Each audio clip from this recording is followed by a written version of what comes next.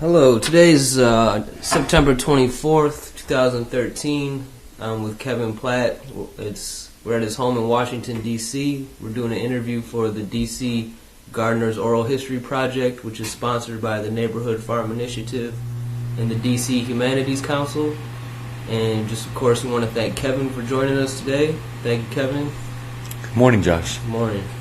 So let's start off. Can we talk about your early life? Can you just tell us where you were born and who you lived with? I was born in the mid-1800s, a long, long time ago, in Norfolk, Virginia Beach, Virginia, which is the Tidewater area, and lived with my family of 6 total. And I started gardening really from an early age, starting with plants indoors, cactus garden,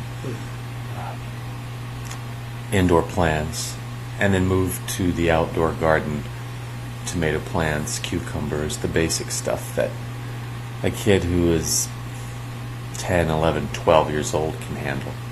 So is that something your parents did? They had plants around, or did you ask them to bring? They were clueless when it came to plants.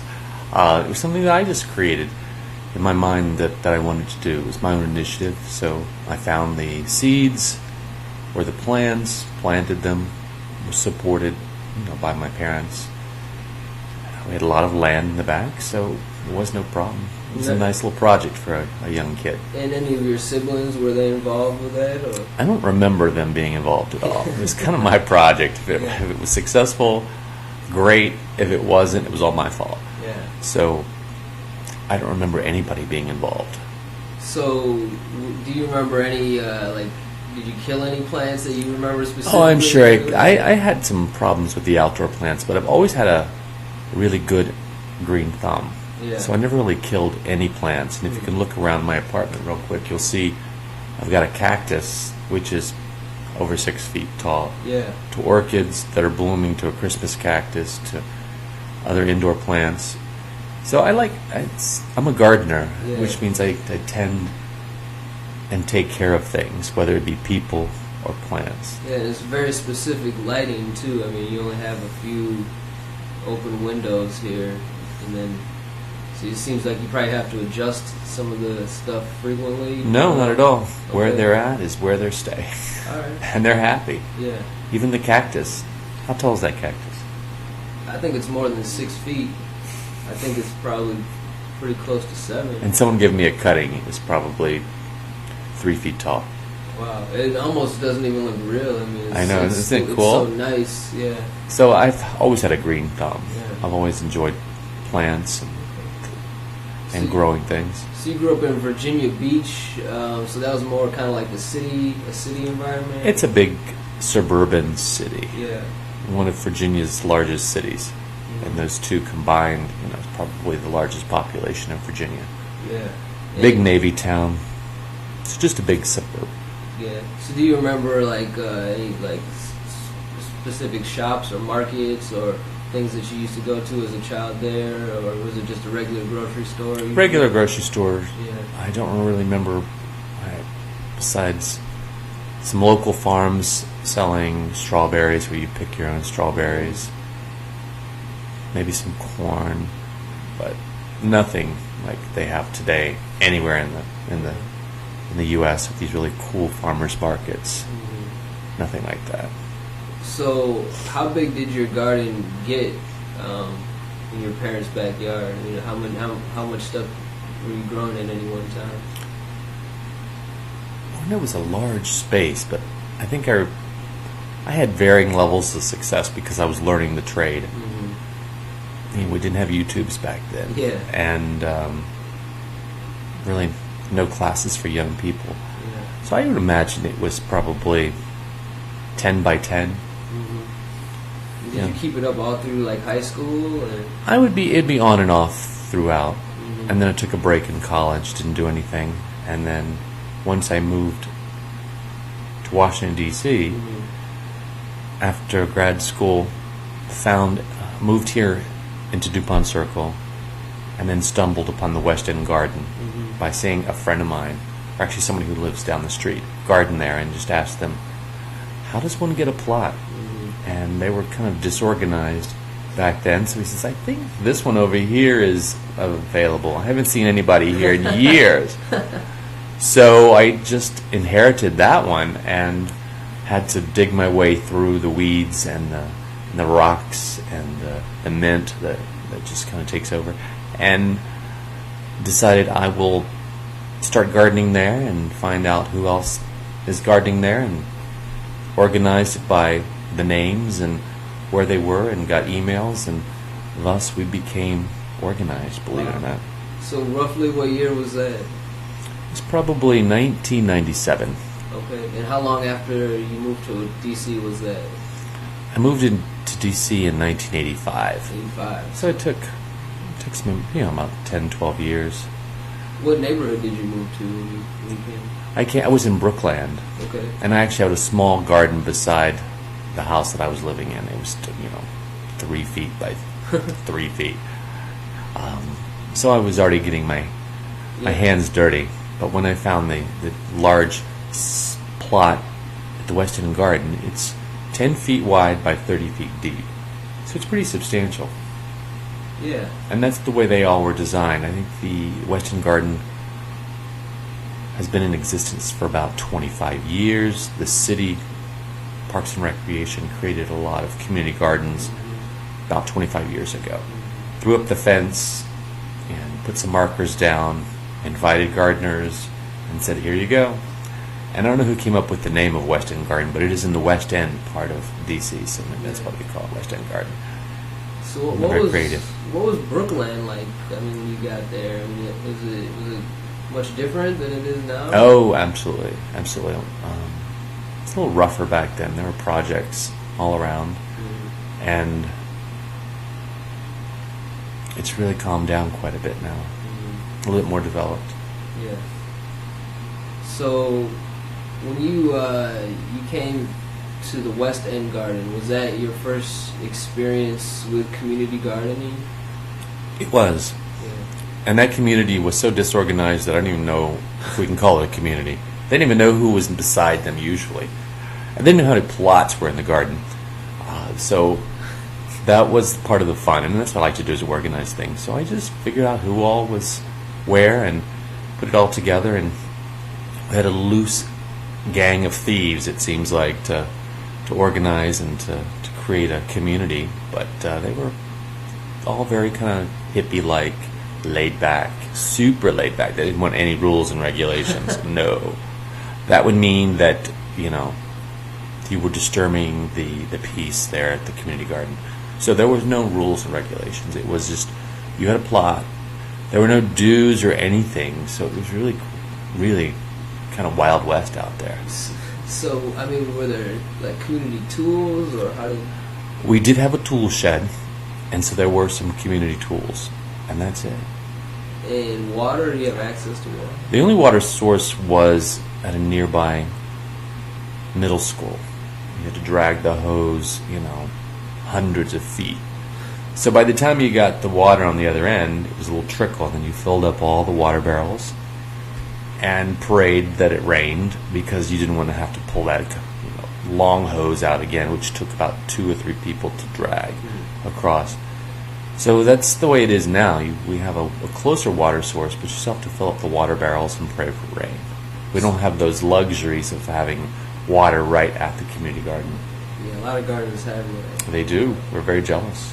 So was that something that was arranged with the middle school, or was that just kind of the no rules? It was. I think it was the no rules attitude, because they don't have any rules there. But now we work with the school and their school learning garden. Okay. So there was kind of a give and take there. So how many plots did you say are over there? We started off with like 13, and then I created a wait list. Got my name up on the websites for the community garden, and people called. And so I think we have about 60 or 70 people on the wait list. And it takes 3 or 4 years to get a plot. Yeah. So by the time your name comes to the top, or we have a garden space that's available, we'll go to the list. And we'll start calling people, and a lot of them have already moved away. Oh, I'm gone. I'm in California. or I found something else. So you go through about 10 at a time to get one plot, and then that person is available, and then you get a spot. And then I realized, wow, 10 feet by 30 feet is too large for community gardening in the city. These people have very different levels of experience, so they just can't handle that much. So we started splitting them up, having smaller plots, a little more manageable, 10 feet by 10 feet or 15 feet. And people still struggle with that amount. They think they can just go in, throw tomato plants, cucumber plants, and a couple peppers, and call it a day. And that's where we have to kind of teach them the basics of community gardening, of keeping your weeds down. So we do have all these nice, cool rules now, and found out that our land is on the National Park Service land as well, so we have to incorporate their rules and regulations. So we have our bylaws well organized, and all the ones who didn't like all the rules have basically left and moved on, and we have a fairly well organized community garden now. Okay, so it sounds like you kind of showed up. There was just people there, and you said you started to organize them, and did they just? It sounded like they were kind of just willingly let you do this. No one really wanted to keep going the way they were. And did you form? Was there another type of committee, or did you? Were you the only one? It was a committee of one. Okay, it was a committee of one because they didn't want to have anything to do with organizing. Yeah. They didn't mind having a list of who was where. They didn't even mind starting dues so that we could, buy better tools. Yeah. So they went along with it. So how long had some of those people been gardening there? Was it a designated garden before, or was it just? I think in let's just say 25 years ago. What date was that? Talking about the 80s. Right. So in the 80s, some of these people, got a garden space. I'm not sure how, but they've been gardening there for years and years, and you could see a lot of the plots were being used. Mm-hmm. A lot of them were not being used. You can see the different configurations of raised beds and water barrels, one on top of the other, so they could.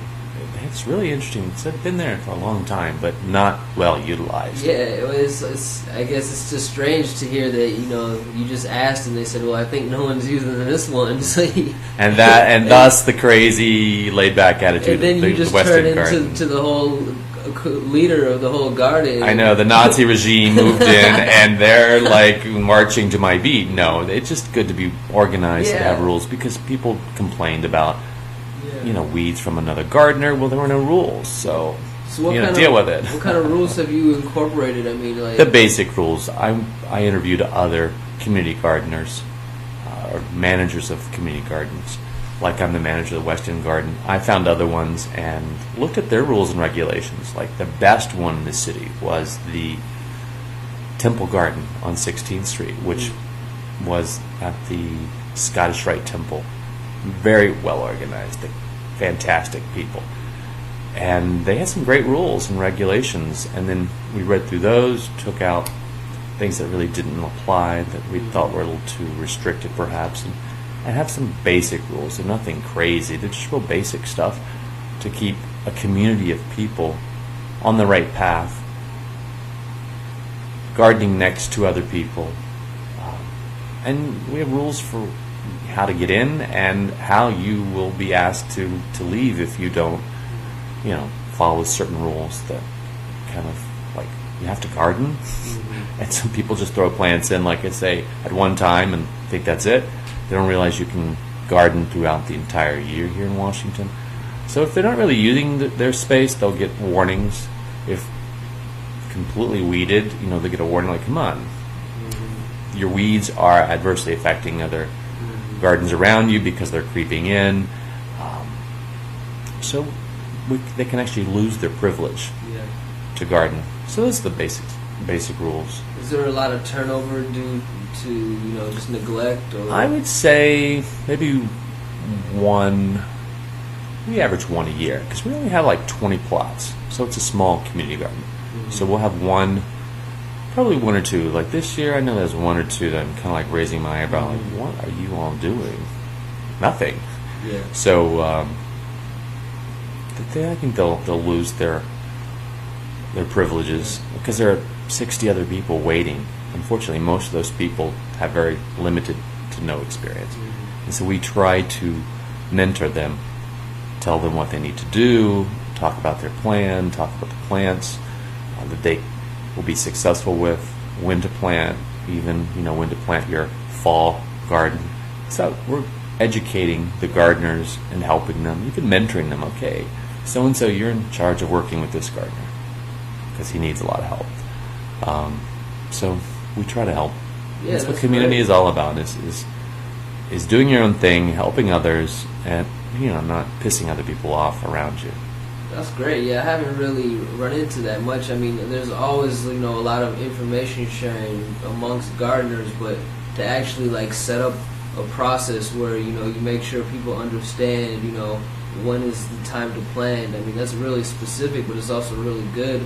And also pairing people up too. I mean, so mentoring is important. Yeah, there's always someone you feel comfortable to come to and ask. Yeah, I think it's important because everyone wants to be successful in what they do, and if you're in a community garden, you want other people around you to be successful, and you want to learn from other people by just seeing how they do things. So if everyone's really on the ball and learning, and are successful with their garden design or their garden plant selection, you'll see them. Oh wow! You'll learn by watching and experiencing their success. So when you started, I mean, gardening, even you said you had a little garden in Brooklyn, and then here, I mean, where did you get most of your seeds? I mean, did you order them through catalogs? Were there any yes, seed stores? Yes, catalogs, Home Depot, anywhere that they have seeds. Yeah. Nothing special. I don't go with the super organic, magic seeds. As long as they're fresh seeds and they are the variety that you want, that usually work. But I did, within the last year, kind of do some more research on the web and found some that were more mildew resistant in certain varieties because we had a lot of rain last year and some mildew issues that will destroy certain plants. So I've been working with a few kind of new type of seeds for zucchinis or for other squashes and tomatoes. So sometimes I'll do some research. Thank God for the internet. Yeah, it's makes a lot of things easier. Mm-hmm. So the people that were kind of gardening there, I mean, when you first got there, I mean, what do you remember about them? I mean, do you remember any stories or particular things they used to grow or strange ways they used to do anything, or any names even? I don't know if you want to share any of that. Oh no, they'll probably try to kill me. Okay. I think only one gardener is left from when I joined. All the others, stopped gardening and moved on. We had to say, you have to leave to a couple of them for either not even utilizing their plot. Throwing a plant and saying, okay, I'm gardening, and the rest is weeds. The women. Do you need any help? This is your third year warning in a row. Yeah. Time to go. Or one guy who didn't grow any vegetables. It was just kind of like wildflowers, just wild weeds and flowers, I think. So thank goodness we put the rules together, and that kind of helped push people out a little bit. It's like, hey, the National Park Service says 3/4 of your garden has to be vegetables, and you can have up to 1/3 flowers to bring insects in. So we just have those rules, and they weren't following it, and we have a little garden team of 3, a garden manager, someone in charge of membership, and one in charge of maintenance. So we call that the garden council. And so it's just not me saying, evil Kevin saying, you gotta go. I'm German, you're not, you need to leave. So it was good to have other people around you to say, hey, you're right. You're not following the rules. It's time for you to go. So what was the demographic like when you first got there, and has it changed up to now? It basically matches the community around you. Mm-hmm. Was there older or younger, or like more families or single people? Yes, all of the above. Yeah. You'll get everything from a retired judge in D.C. to, what was that one guy? He was like the gay fairies of Dupont Circle. Yeah. Very nature, I didn't quite understand it. What is that? Yeah. So everything you get, it reflects the community. Whether they're small families, they'll bring their little, kid, or they're single, or they're partnered, or they're married. It's just everything, and it does reflect the community that the garden is around. So coming from Virginia Beach, to DC, you probably just hit the ground running. I can't imagine there's much difference in terms of like what you grow and how you grow it. Or did you find any differences? Yeah, the soil is very sandy in Here? Virginia Beach because it was covered by the ocean at one time. So there's a lot of sand in the soil. And the soil here is different. And the Western Garden was actually a landfill because around Rock Creek, you notice in certain areas that around the creek you'll see the low-lying area kind of scoop out. Mm-hmm. That's where the river over, hundreds and hundreds of years, it's kind of carved an area out. Well, the city wanted to kind of build up areas around it, so they would throw landfill from other parts of the city in. So we're on top of a landfill where they've taken dirt from one part of the city and moved it there and then built up the bank, and then was able to put a school and a community center, and so ours is landfill from probably the 20s or the 30s. So, what have you done? Any soil testing? And We have. We've actually had many people come and do testing. It's normal. It's good soil. Sometimes you'll find weird things in it from bottle caps or lots of rocks and stones, but no, it's good soil. Nothing unusual. It's not contaminated. It's just soil from around D.C., wherever they were excavating for building, and then dumped it. So it was, 100 years ago they did that. Wow. I know. That's what we thought. Oh, this is great soil by the river. No, it's landfill. Good luck. So, what kind of stuff do you grow? Do you have specific things you always grow, or do you rotate what you grow? I always like to bring in something new, one or two things new every year, and just see how it works. Is the environment good for it?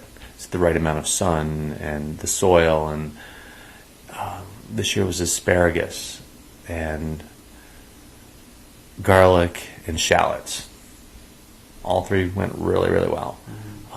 I do some tomatoes, and I do cherry tomatoes because the birds are always on guard. They are monitoring your garden 7/24. So if you get anything that looks juicy, they're going to be on it before you are. So the small little cherry tomatoes, there's so many of them, they ripen quickly, you can grab them and go. Peppers, those are the two basics, of course. And then I do green beans. I have probably 30 different varieties of herbs and vegetables in that little plot. And, from even a mint area for mint, wild mint, or actually mint planted by that crazy woman before me, that's still there. And basil, just everything. You name it, I probably is in there now. So what size is your plot? I know you said they're different. Some of them are 10 by 30, so it's the large size. And I have a garden helper, a friend of mine, and that's the key to larger gardens, is to have a helper. In community gardens in the city, it's important to have someone help you because, everyone is so busy in the city, they get preoccupied with, life here. Too many activities, so you will neglect your weekly activities, whether it be weeding or watering or taking care of or harvesting. So we always encourage to have a garden helper, and they'll help out and they can harvest. Also, you have to realize with urban gardening, you have people who just walk by and jump the fence and take tomatoes or cucumbers or pumpkins or watermelons or whatever. So you have to be aware of the urban gardener robbers. So the fence is locked there? It is locked, but you can hop it. With a pumpkin in your hand? I know. It's amazing what these people do. I mean, it's amazing. Between the birds and people walking by, who want to grab some peppers or whatever, you just have to know that that's going to happen. Are there? I mean, is the fence tall enough to stop deer or? Yes. Yeah. Yes. We've had no problem with deer. Our worst are the birds, the squirrels, and the people. Yeah. I think those three are. Deer would love it, but I think it's a little too far in the city for them to really come by. It's a little too deep in the city. When you don't see many deer walking by, the Kennedy Center and all that area. So that's not a problem for us. But we do have a fence that does keep the deer out, but everything else, everybody else can jump in, and they do. So how many people have that large size plot? I think it's probably maybe 6 or 7. And are they some of the more long-term gardeners there? They are, and they're more the successful ones too. Yeah. I actually was able to steal I was talking about the temple garden. They were closed because the temple decided they needed a parking lot, just like the song. Paving so they could put their construction vehicles there. So they lost. But we gathered a couple of gardeners from there who were really, really successful and brought them over. But they're gone. That fantastic. They had their own website. They had community day. They had fair day. They had people. I mean, they had a tour. You could take a tour of the garden. It was amazing. They were the best. And then now they're a parking lot.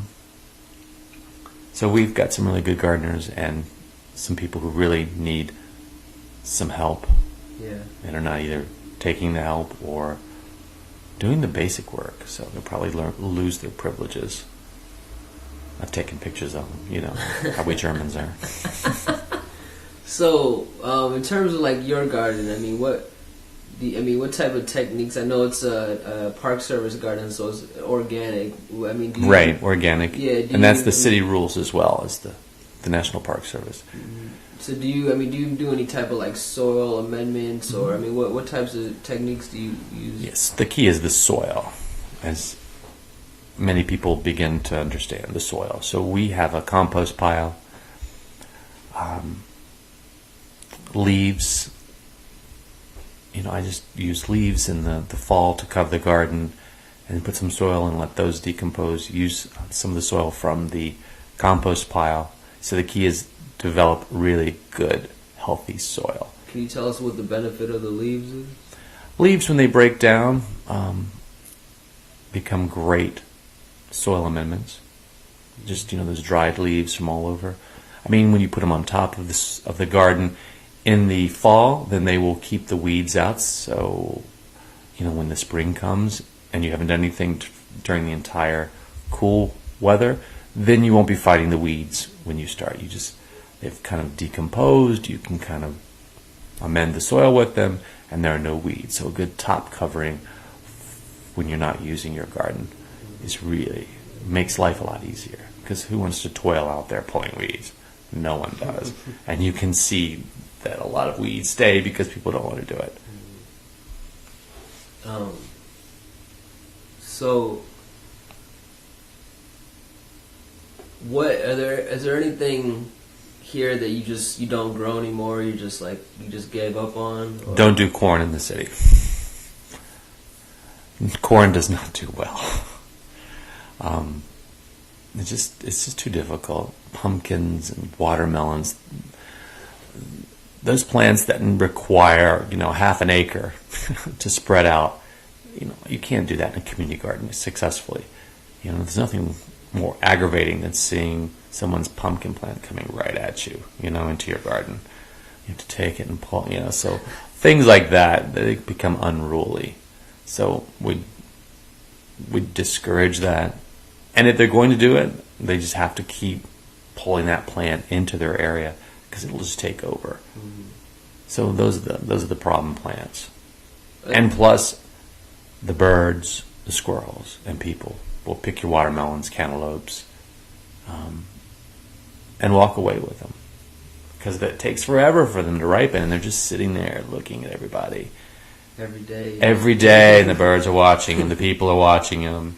And you just get there once a week, and, I say, if you're going to do it, hide the melon with a paper bag or cover it up something so people don't see it, the animals don't see it, and keep the plant in your garden. But it will take up 3/4 of your garden or the entire garden. So they'll learn.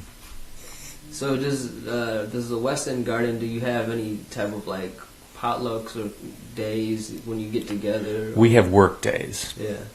Not potlucks or anything. We have a meeting once a year, and we have work days, and you have to participate in 3 work days a year, whether it's the day to fill the barrels up or spring and fall cleanup. So you do have to do some work as a community. All right.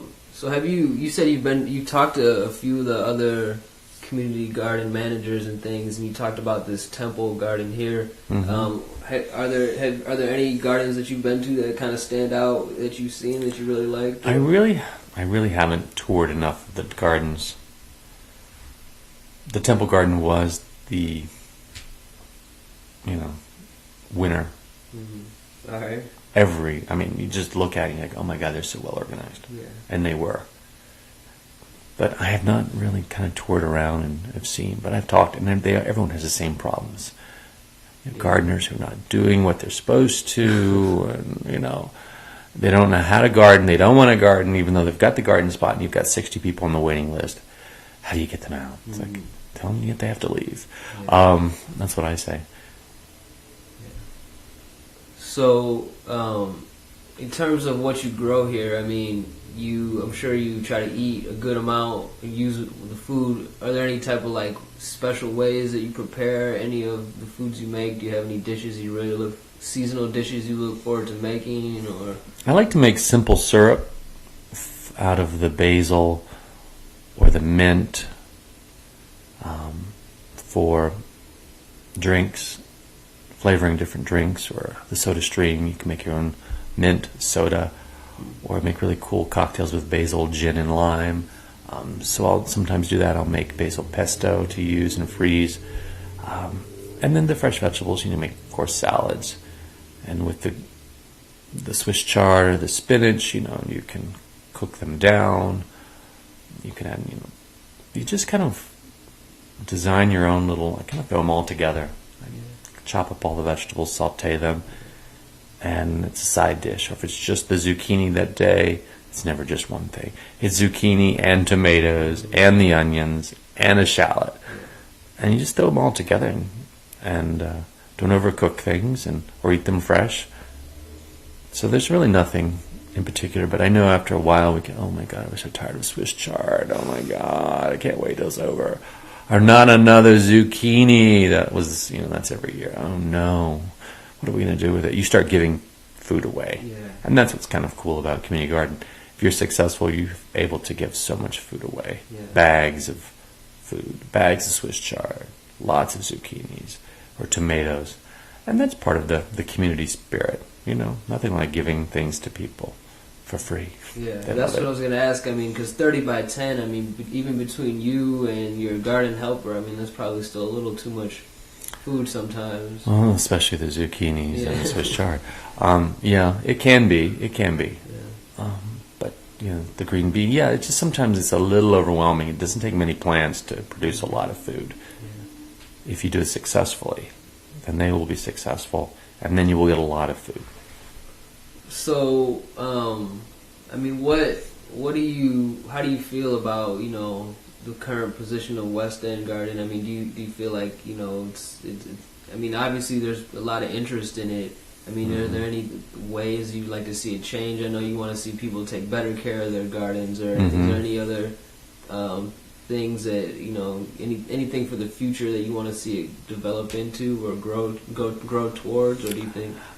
I think we would love just to have on a consistent basis all plots being utilized and everyone being successful. Yeah. And that will never happen because you're dealing with 20 to 25 different people of different experience levels and new people. So we've asked the National Park Service about expanding the garden. Of course, they're very slow with getting back and probably won't. It's just too much work for them. But there's space next to you guys? Yeah, there's a lot of empty space. And so that was a question, but I don't think that's going to happen. So no expansion. We want to work better with the school and figure out what's the best what are the best plants for the school to plant so the kids can learn, because they're only there from September until June, and the summer garden is usually from May until September. So we have to do a better job with finding the right plants that will go through the fall and the winter and the spring. And there are plenty. So does the school, who maintains their plot for the most part? If we don't, no one does. Yeah, okay. And they just bring the kids out? I think it's more of a show and tell kind of thing. Yeah. Because in their plots, they're broken glass and everything, because it's an urban garden. Yeah. We're throwing things, Let's break the real deal. You'll find a syringe or a crack pipe or condoms. That's part of their urban gardening experience. Absolutely. Yeah. It's true. Yeah. Everything I've said, we found. Yeah. Nothing like finding a used condom in the garden. Yeah. See, it's like, what's this? Going to explain more than just plants today. Exactly. It's the birds and the bees from a different perspective. Yeah. We also have 2 honeybee hives in our garden. Okay. Talk about that. If you're not careful, they'll sting you. Well, how long have they been there? This is their 2nd year. Okay. And we've harvested honey in July and give the honey out to the community gardeners. All right. So they're going well, and I'm learning the beekeeping skills that are necessary. You just can't set it up and walk away. And you have to have the right equipment. You need to be covered from head to toe. Yeah. Because if you get in there and piss them off, they'll sting you. That's what they're designed to do. So it's fascinating to watch honeybees, and it's just a whole different. It's like a community, a crazy community of living things in a box, and they are thousands and thousands in each beehive. Thousands and thousands, probably 6,000 bees in a beehive, and the queen is laying 1,000 eggs a day because the bees only live 30 days. Yeah. And they're gone. They're dead. So you got to keep replenishing. So they are great at keeping our gardens pollinated, which is really important. Mm-hmm. And we're keeping bees in the city. And there are a lot of beehives in the city, believe it or not. It's a whole new, world. But yeah, we do have 2 beehives. We have a compost pile. We have a tool shed. We don't have water. And we have a lot of community plots and a lot of people on the wait list.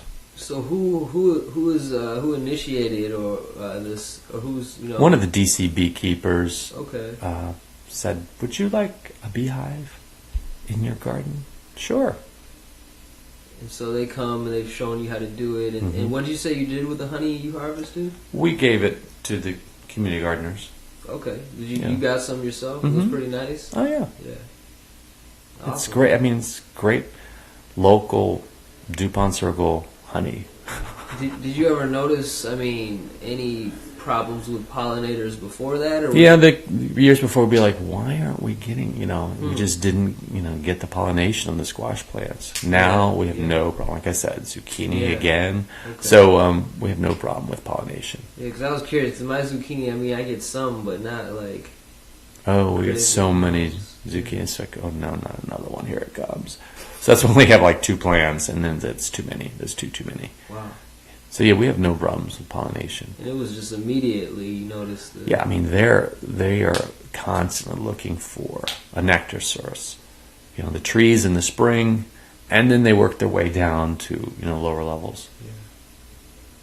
All right. Well, I mean, is there what else? Is there anything you think I missed, or anything else you want to add about West End Garden? You've been there. You've been a leader there for quite some time, almost 15 years, and I know, I can't believe it. Yeah, you've seen some changes and improvements. Sure.